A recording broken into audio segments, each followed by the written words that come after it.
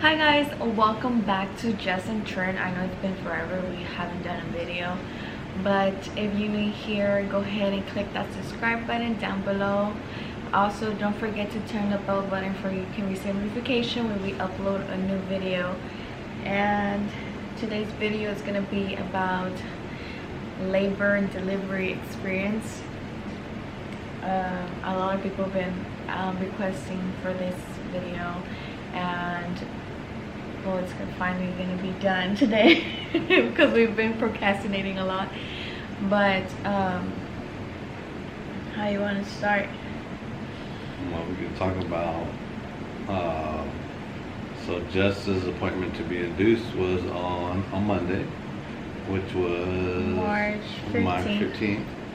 So her appointment was like at 1:30, right? No, 2 o'clock. It was at 2 o'clock, yeah. Yeah, it was at 2 o'clock. So we got in the car, packed everything we needed to pack, and then we drove there. I think we went live right at the time when we were driving there for a little bit. Yeah, we went live, yeah. We went live on TikTok. And then we were recording at the same time. Yeah, tried to record at the same time on the way there. But yeah, so we got there and it was kind of we're just checking in kind of thing. And then they're like, okay, we're going to get you guys to a room. Yeah. And then we met the nurse that was going to be there during the labor, I guess. Well, that was there for a while before the labor, and then we met the nurse for the labor, and that lady was phenomenal. She was awesome. Yeah, our first nurse wasn't that, I don't know, like I think she was new, I don't know, but whenever I got the IV put in my arm, it was killing me. It hurt so much. I told the nurse she had to remove it because it was I just couldn't move my hand, or I couldn't, like whenever I went to the restroom it was hurting so bad. So I was like, you know what, just put it on my hand. Like, I think it will be better if you just put it on my hand. And she poked me like 3 times 3 times just to fit it right. And I told her the blood was coming out, and I asked her to remove the tape because I don't know, it might get infected, or I'm not sure. And she had to remove it and take it out and put it back in. So it was terrible at the beginning. A lot of you recognized the hospital I was, ¿cómo se dice? Delivering? Yeah, I was delivering at. It was St. Joseph. In downtown Houston. And our second nurse, she was more like coming into the room asking if I was okay, if I was doing fine, if I needed help. And the third nurse, that's what Trina was talking about. Oh my gosh, she was awesome. She explained everything she was like doing. She even explained how I had to push. She was like, push like you're pooping. She had 4 kids herself, so yeah, she had the experience of having the kids naturally. She was an older lady. She was an older lady, had to have them naturally, and then I think she said the last one. No, she said she had them all natural, right? She had them natural. Yeah. She didn't have the epidural or anything like that. So she kind of knew exactly what Jess was going to go through, so which was kind of helpful for Jess because she was listening and she was cooperating with someone that actually been through it, right? Yeah, it really helped a lot. So 4 p.m. whenever I got there, I got everything set up, or like I got undressed and the nurses were coming in or whatever. I got put in the medicine at 4 p.m. So they told me this medicine is supposed to last inside of me for 12 hours. So they checked again till 4 a.m. the next day. That was March 16th. Whenever they checked, they said that pretty much this medicine was for me to like soften the tissue, soften the cervix. Yeah, soften the cervix. It helped me to get open to 3.5 centimeters, almost 4. So they said that was not enough, so they put me into this another type of medicine that was connected to my IV, and it was some kind of fluid that was going through my IV. Through my what? Through the IV? Yeah, through my IV. So they said I had to finish the whole bag, and it was going so slow that it was pretty much lasting for what?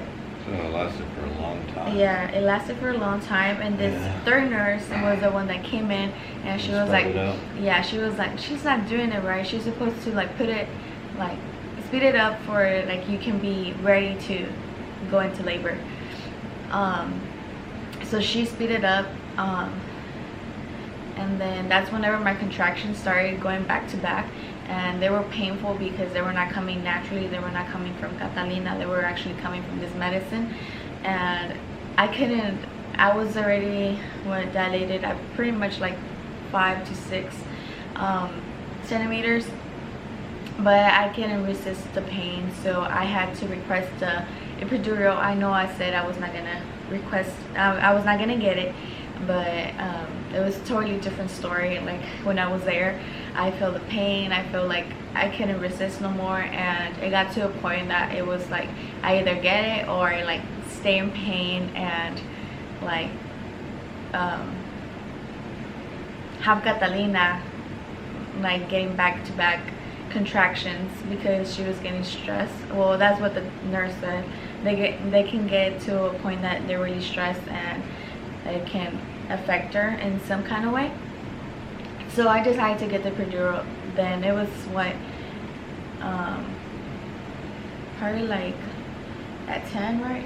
It was like 10 a.m. that I got the epidural done. It didn't hurt. It's just I just felt the burn in my back for just the. It was just like un piquete, like just a, ¿cómo se dice?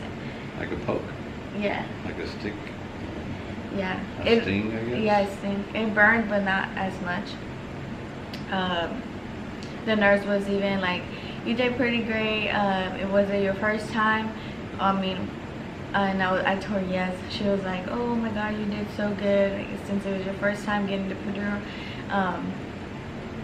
And then after that, I didn't feel no pain at all. Like I just felt my legs so numb that I couldn't move. Like the nurse was like helping me flip to one side to another side. But yeah, and then after that, it was what 12:45 or 12:40. Whenever the nurse came in and she told me she was gonna check how many centimeters I was already dilated. I was already dilated 10 centimeters by then. And she was like, "Okay, well you're ready to have a baby." She's ready to come out, and the doctor came in to check if the baby was in the good position to come out, if her head was still in the same place. Everything was fine, and then we were just waiting for the doctor to come. No, it wasn't 12:40, babe. No, you had the baby at 1:30. No, we had the baby at 1:16 p.m. Oh yeah, 1:16. Yeah. So no, I was already ready by 11:40. Yeah, 11:40. It was 11:40. I was ready to go into labor, and then they called the doctor. The doctor said that he wasn't ready for me yet because he was in lunch, or he was in lunch. He was in lunch. Lunchtime. He was in lunch, and he was not gonna come back. So they had to call another doctor to come in and start my labor. So it was like a back-to-back doctor kind of thing. They were communicating through the phone and stuff like that. So it was 11:40 and I was pushing for like 45 minutes. Yeah, like 45 minutes. No, 11:40. Yeah, because the doctor didn't come like by 12. What? 12 something. 12 something. It was like around 12:15. Like she didn't come to the room till like 12:15 or something like that. I was in labor for 45 minutes. It was a long labor because at the beginning I wasn't pushing like I was supposed to. Like I was pooping. I was pushing with my stomach. I was putting too much pressure on my face and pushing with my arms. It was like at the beginning I wasn't sure what I was doing. I was just know that I was pushing, but of course I didn't felt hurt like coming out because I was with anesthesia. ¿Cómo se dice? Anesthesia? Anesthesia. Yeah, yeah, but yeah, and then the doctor kind of like she screamed at me because she was like, okay, you have to do it, you have to push, but this time push like you're pooping. She like screamed at me just like to give me, ¿cómo se dice? Ánimo. Because You okay? yeah, I was joking on what's alive, but because I was and I was pushing too much already, like for so long, so it wasn't good for the baby and it wasn't good for me. I was getting tired, one, and I was stressing Catalina out. At one point, her heartbeat like slowed down whenever she was inside of me. So they called, I don't know, this code through the hospital, and like 12 or 13 nurses came into the room. It was crazy. I kind of freaked out, but she's like, everything's gonna be okay. 2 seconds or 5 seconds later, everything was fine. Her heartbeat started like speeding like it was supposed to, so everything was fine to go. And then I started pushing, and this time I pushed like I wanted to take her out, and she finally came out. Her head was the first, well, of course, the first thing to come out, and the doctor told me, do you want to touch her head? Look, her head is out, like just push 3 more times and she'll be out, she'll be here, you'll be holding her.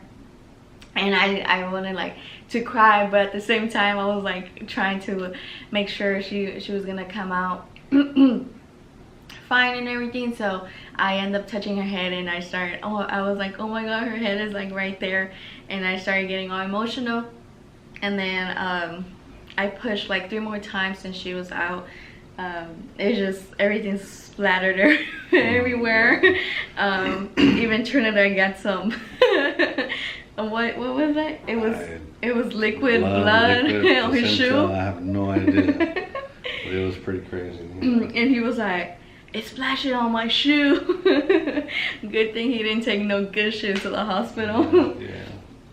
And I was like, well, that's a memory that's gonna stay in your shoe, that whenever I was pushing, you got something out of it too. But that's pretty much our experience there. It was like it was a long labor and delivery. And what else?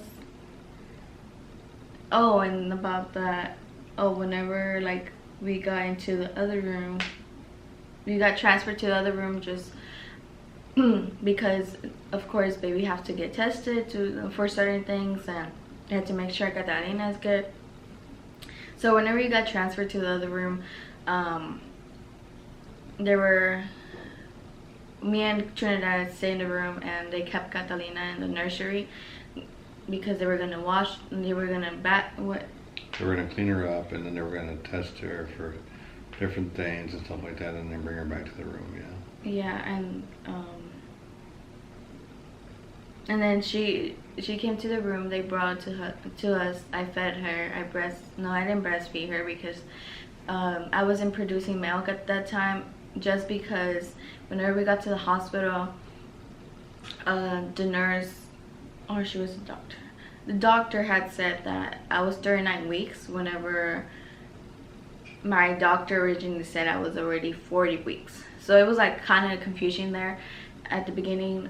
We weren't sure we wanted to stay in the hospital because we were gonna, well, I was just 39 weeks, so I could have waited another week. But we asked the doctor if that was fine for her to come a little bit earlier and for me to be induced. So that's one of the reasons I wasn't producing milk at that time, just because I was 1 week early, whatever. So okay, let's go back. We were in the room and they brought Catalina. I fed her, and then she was sleeping good, and then the next morning, or it was at night. At night, yeah. It was at midnight, right? Like around 2? Yeah, after midnight. Yeah, it was like 2 a.m. They had said that they were going to take her to test her for the, what was it? Different testing they were doing, but then they were testing her for jaundice as well. Yeah, make sure all that good stuff. Yeah, they were testing her for jaundice, and her test didn't come back till like what, 6 in the morning? Yeah. Like 6 in the morning.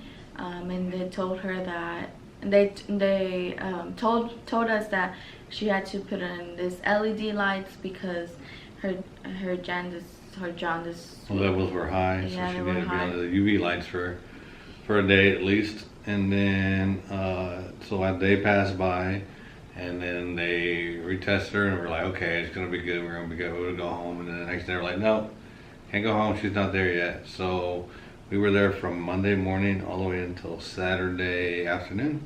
Yeah. And then we got to leave Saturday afternoon because Catalina was borderline jaundice, and then her levels were still too high. And even though she was going day per day, but their levels were still too high to where they couldn't release us. Yeah, but whenever we were there, whenever they told me that she had to be in this LED lights, I felt like kind of sad at the same time because I couldn't hold her, and then I just didn't like seeing my baby like just there for a couple of days, and I couldn't hold her. I could not feed her like I wanted to. She would cry whenever we would put her in the LED lights because she wanted for us to carry her. The day that we were supposed to leave was on Wednesday because they had told us that we were okay to go and that she was fine. But that was before the test results came back, right? Or Yeah. Tuesday? Wednesday. And then Wednesday, yeah. That was before the test results came back, and that was her second testing that they did on Tuesday. They told us, okay, well she's good to go, everything's fine. But that was before the test results came back. So we were all excited because we were like, okay, well we're ready to go home. My family are finally gonna meet her in person. And I had told my mom, I called her and I told her, Mom, guess what, we're gonna go home. And I had to call her back and tell her that we were going back home because she came back high again. And she started crying on the phone, and she got emotional because she was excited to see her first granddaughter. And she had did all this decoration at my house or an apartment. And she started crying, and she was like, I had to explain to her what was going on because she didn't really understand, just because she didn't experience that with us. But she started crying and I started crying, and I got even more emotional, like I couldn't talk to her anymore.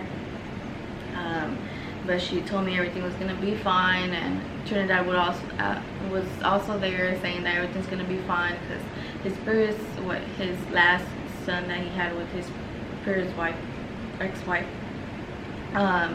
he had jaundice, and everything was fine. Like everything came out to be good after all.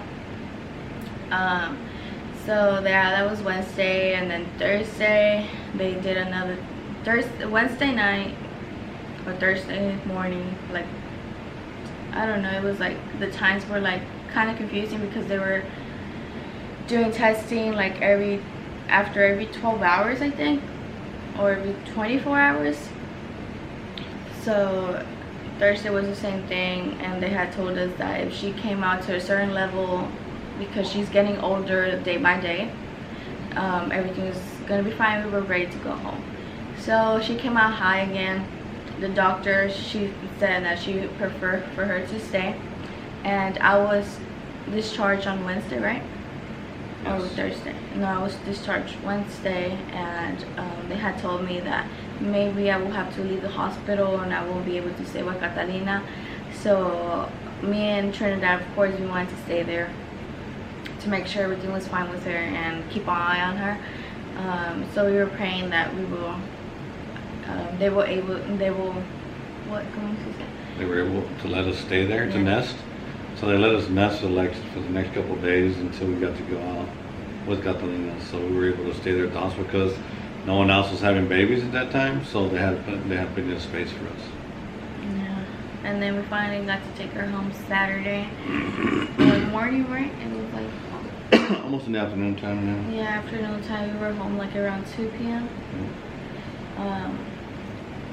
But yeah, it was a long labor and delivery type of thing.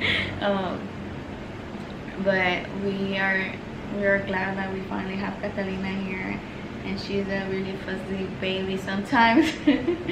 She was crying even earlier just because, I don't know, I guess she was tired because I fed her. She had a diaper change, and sometimes we understand that babies are going to be like that. Well, I'm trying to understand that now, but I'm still learning because it's my first baby, and Trent tries to help me. He's tired. Yeah, I'm very tired. Well, yeah. So yeah, the labor and delivery was on my side of perspective, it was pretty intense because I got to watch everything. Like when Jess was getting the epidural, I got to watch them clean her back.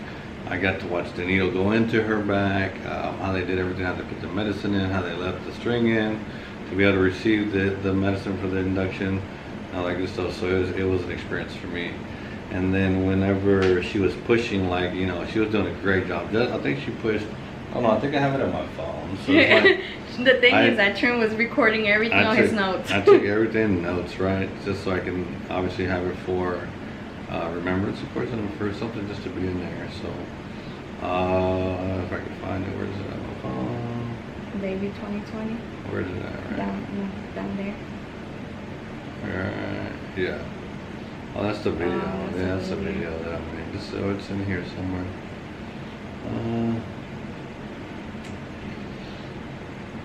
Oh, right here. So I had pretty much everything. So at 6:20 a.m., her water, they broke her water. She was dilated only to 3. She started the pre-meds before the epidural at 6:25 a.m. At 7:55 a.m., she had her epidural. At 11:45 a.m., completely dilated to 10. It was 11. Yeah, she pushed 27 times, really good. And Catalina was born at 1:16 p.m. on 3/16/2021. Her first feeding was we were feeding her at 6:45 p.m. The nurse checked her urine at 8:08 p.m. She checked Catalina's vitals and Jess's vitals as well. Everything came out normal. Then at 10 p.m., trying to feed Catalina formula. And at 10:21, the nurse came in and actually fed Catalina that night with us. At 10:30 p.m., the nurse took Catalina to get weighed. She weighed 8 pounds, 15.4 ounces. And then on 3/17, they checked Jess's vitals at 12:05 a.m. They gave her ibuprofen for some pain at 12:15 a.m. Catalina pooped at 12:15 a.m. At 1:59 a.m., drawing blood from Jess. Baby feeding at 2:20 a.m. Baby feeding at 6:15 a.m. 8:30 a.m. She did a hearing test, and Catalina did great. She passed it. And then from there, the feedings went from every 2 hours, and then how many millimeters she had, right? So 6 p.m. 35, 43, at 10 p.m. 42. So then it kept on and on like that. And then I kept the next day feedings, and when she went back and forth to the nursery. So I kept a bunch of detailed notes on what happened during the labor and delivery part. And then not only that too, like whenever Catalina or Jess was pushing Catalina, it was just an experience. Like I just got to see everything, like everything. So the baby coming out, and you can see the full set of hair. And then when Jess was able to touch her head just to give her more motivation to push Catalina out, was freaking an experience, man. I got emotional. I just got emotional. I think at one point I was almost starting to cry, but I tried to be tough. I know. You know, to be there for Jess and holding her leg and you know, trying to help her push at the same time. And then when she did come out, like you could just like, so it's just like, so you figure it's a small head like coming out, and then once the head comes out, it like expands, and then her shoulders come out and they're all small and slimy, and then all of a sudden they get bigger, and then her hips come out and her legs, and then, you know, so it's just crazy just to see everything.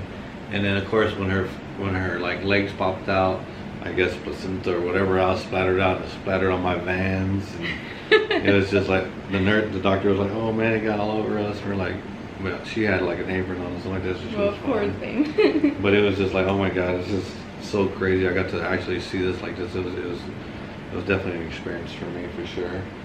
The hard part was the afterwards, right? Going to the room and having to wait for a day just to make sure Catalina was fine. But I'll tell you, so uncomfortable as all get out, right? I know Jess is already uncomfortable when she just got done having a baby, but they put you on this little bitty sofa. And I didn't know it expanded out to like later on that night, so I expanded it out to make it longer. to be able to sleep on it and sleep like every 2 hours just to make sure everything was fine. Yeah, it's definitely an experience, but I'll tell you guys, those of you guys that are gonna have babies soon or fixing to have a baby and go to labor and delivery, like, be patient. The nurses and the doctors, they know what they're doing, so definitely be patient and tag along and like make sure you're taking notes and everything like that for the experience to be able to go back later and look through all that stuff. But yeah, it was definitely an experience, guys. It was awesome. Yeah. Now she's big. She's probably gonna weigh more her next appointment. Yeah. She's huge. She eats a lot. Baby. Yeah, even whenever she was coming out, the doctor had said, "Oh my gosh, she's big. She's a big baby." Yeah. I never thought she was gonna weigh like almost 9 pounds. The doctor, whenever I asked him like the average of the size of my belly, how much she was gonna weigh, he told me about 7 to 8 pounds. She was 8.15. Well, she was 8 pounds with 15 ounces, almost 9 pounds. So yeah, now we have a healthy and beautiful baby girl here with us. She's asleep, by the way. Yeah. But I'll show you in the camera. Oh, give me a sec. This is her sleeping. Everybody says she looks like me. Right, Beth? Sure.